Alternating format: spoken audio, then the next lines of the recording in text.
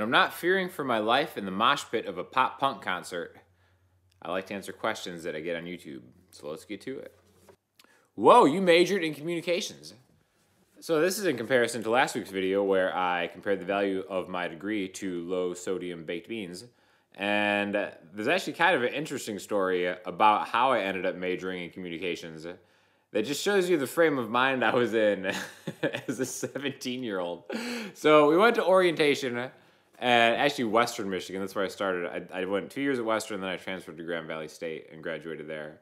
But we had a thing at orientation where they had guys standing with like a sign with the name of like prospective majors on them. And you're supposed to go walk to whichever major you were interested in going to sign up for. Like somebody had like, a biology sign. Somebody had like a journalism sign. Somebody had a communications sign. And I was so out of it as far as like thinking about my future at the time that of course I went to the sign where the hottest girls were standing by. So that's how I ended up getting a communications degree, because of that one fateful afternoon from a guy holding a sign and a bunch of girls kind of standing around him. So anyways, I can't really blame the university for not fulfilling me with what I thought was a worthwhile education. So maybe, if you're going to college, if you're heading out there, I would say it is what you make of it. Because if you have a plan of what you want to achieve in college, go for it. But if you just kind of like are sleepwalking because you think it's like high school 2.0, you may have a similar experience. So that's definitely the best advice I can give you in choosing a major. I didn't care for Parador, but I've enjoyed the acoustic versions a lot. Will you produce and sell an acoustic version of the album? I would actually buy that. So if you haven't noticed, I've been kind of one by one releasing acoustic versions of all the produced stuff I did for the Parador album. And I've gotten a lot of great feedback on it. And actually, I kind of wanted to ask you guys if you think... I was just planning on kind of doing all the songs just acoustically, kind of like a little bit different arrangement-wise, and then probably just throwing it up on Spotify or iTunes after that. But I guess I could maybe take my time a little bit more and like produce an acoustic version better. But right now I'm kind of leaning just towards doing like the live kind of raw stuff. But anyways, I would love to hear your opinions on what you might want to see from those songs. If you want to maybe I could take a little bit more time with them, make them more produced, or if you just kind of like the way that they are right now, I could just kind of put like a compilation album up with those when I'm done. But anyways, I would love to hear you guys' input on that, and definitely stay tuned because I should have a few more coming out very soon. F this guy. What a pretentious twat. Learn the guitar however you want. Ignore YouTube dicks like this guy. So this is a great Salty Blues comment of the week, straight from the Ultimate Guitar Forum. And I like how he says, learn guitar however you want, but not from YouTube dicks like this guy. Well, what if you want to learn from YouTube dicks? Then he's actually kind of proving his own point wrong, which is kind of a cornerstone in the Salty Blues comment ideology. So definitely thank you, Ultimate Guitar, for an endless amount of trolling. And I look forward to seeing a lot more from that medium coming very soon. How thick are your picks? So basically I use mostly 2 different size thickness picks. And at the end of the day, this is only when I have stuff around. Really, when it comes to like picks, I'm not like picky at all. Like I'll pretty much play with anything that doesn't break. But if I actually get to choose the picks I'm using, which is most of the time when I'm not losing them, I go back and forth between a Tortex Jazz 3 1.14 millimeter if I'm doing kind of more intricate playing, or if it's more acoustic guitar stuff, I like the Gator Grips 0.71 millimeter ones. A little more flexibility, but really good for acoustic guitar strumming. But again, really any pick will kind of get the job done. What do you think about 30 Seconds to Mars, and can you make a video comparing a Tele and a Strat?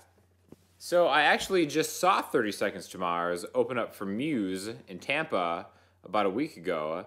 First of all, Muse, like one of my first or second favorite band ever. They rocked it, as always. That was the 3rd time I've seen them live. Spectacular live show. If you get the chance to see them this summer, I would highly recommend going to check them out. 30 Seconds to Mars, fronted by Jared Leto, opened for them. I thought they were a solid opening band. Now, I can't say that I've ever really gotten into their music in general. It does kind of seem like they're going for like an anthem rock thing that maybe isn't totally genuine. I could be completely ignorant. That could be the dumbest thing I've ever said. But just from my limited experience with the band and what I heard live, that kind of seemed like the vibe that I was getting. But actually, pretty rocking band live. And a great frontman, honestly. Very charismatic. You know, he's a great singer. Got the job done. Again, perfect opening band because they were just like interesting, kept everybody's attention the whole time, kind of hyped the crowd up. But then, you know, Muse just comes out and slaughters it. Now, I've actually been going to a couple concerts recently, and also, like you saw from the footage of the intro, I went to a Mayday Parade concert where I was like in the third row of like the mosh pit or the standing thing in front of the stage. And it's pretty funny because like before the concert started, I was looking around and I was like a head taller than like anybody else on the floor.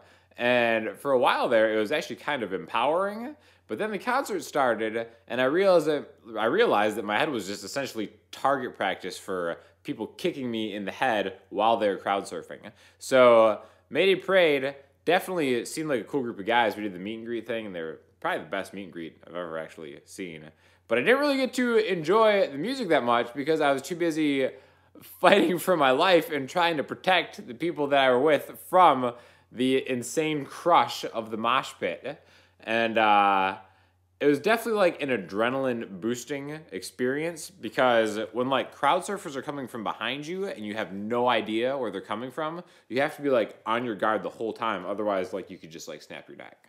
So I definitely wanted to like flight or fight mode like during the concert, always at peak awareness. So that was kind of an interesting experience that I didn't have to deal with at the Muse concert, thankfully. As to comparing a Tele to a Strat, I think I actually might do that video in the near future because I think it's like an important one. I've always been a Strat guy, but it seems to me like as I play more and more, I kind of gravitate a little bit more towards the Tele. I think I just more like the sound and the feel of a Strat naturally, but as I kind of play a little bit more, I feel like the Tele is a more malleable guitar, and you can kind of like hone maybe what you're doing technique-wise into it a little bit, which I think kind of speaks to its versatility. Like, well, you'll see Telecasters in like all genres and walks. So maybe I will try to get to that video soon, so stay tuned for that too. As a Zeppelin fan, how do you feel about the rampant plagiarism in their songs? I still really enjoy their music, but when I started looking into all the songs and lyrics they straight up stole without giving any credit to the original songwriters and performers, I was pretty disappointed. I definitely think it smeared their legacy when they took songwriting credits on the songs they really only should have had arrangement credit on to begin with.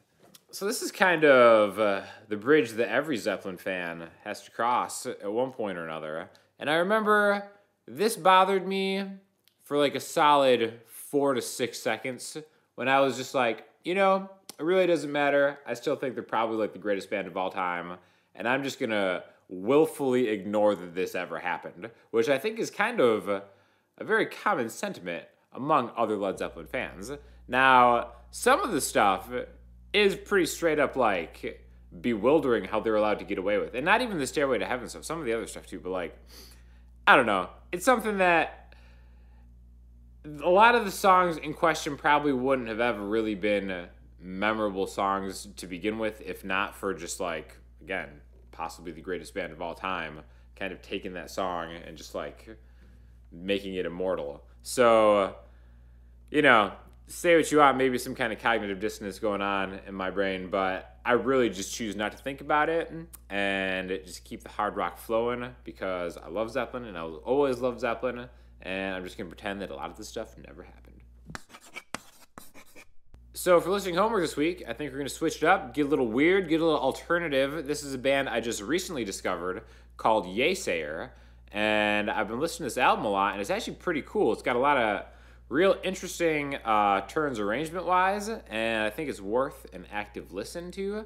This is going to be the song I Am Chemistry. Has a totally trippy music video. One of those things that the music video is almost kind of distracting from the song. I heard the song first and watched the video later. Maybe you might want to do the same thing because the videos are so weird. But anyways, check them out because I think they have some kind of like I said, some cool arrangement, a lot of cool ideas, very creative band. And if you have any questions or comments, hit me up in the comment section on Instagram, Twitter, or the website, and I'll talk to you guys soon. Thanks a lot.